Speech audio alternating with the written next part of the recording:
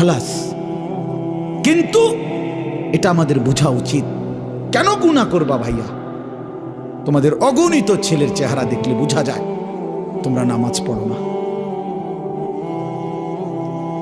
তোমাদের চেহারা দেখলে তোমাদের চেহারা কালো, তোমাদের চেহারা পাষাণ, তোমরা যারা বেনামাজি তোমাদের চেহারা নির্দয়, নির্লজ্জের মতো। এই চুল ফ্যাশন না ভাইয়া, বেনামাজি তোমাদের এই চুল যেগুলো এই বড়, এগুলো কোনো ফ্যাশন নয়।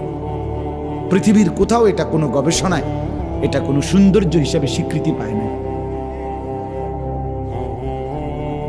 এটা এক ধরনের পরাজিত মানসিকতা, অসভ্যতা।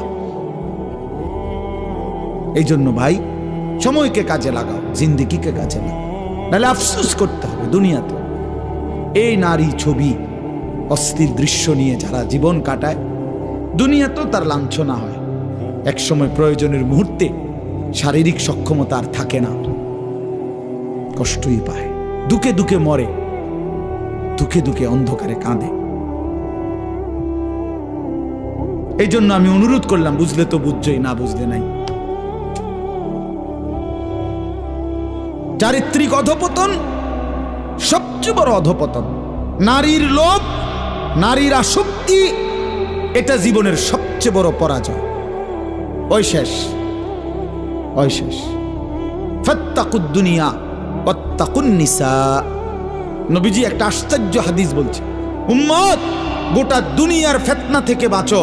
আবার আলাদা বলছে, এবং নারীর ফিতনা থেকে বাঁচো।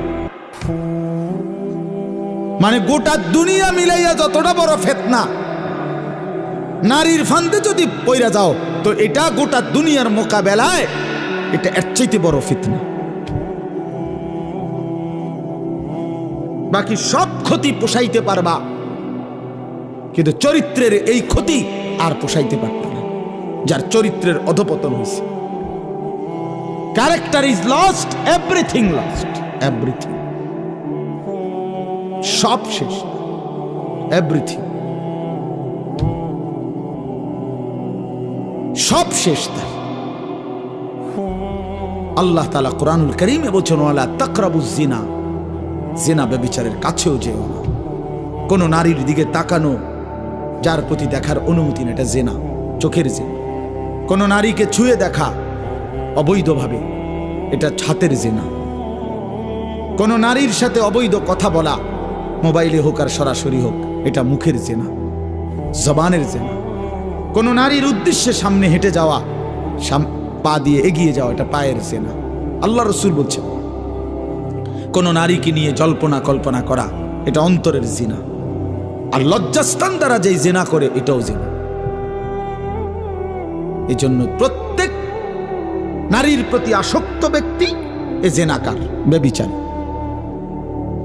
ব্যভিচার। এই জন্য এটা মনে রাখবে।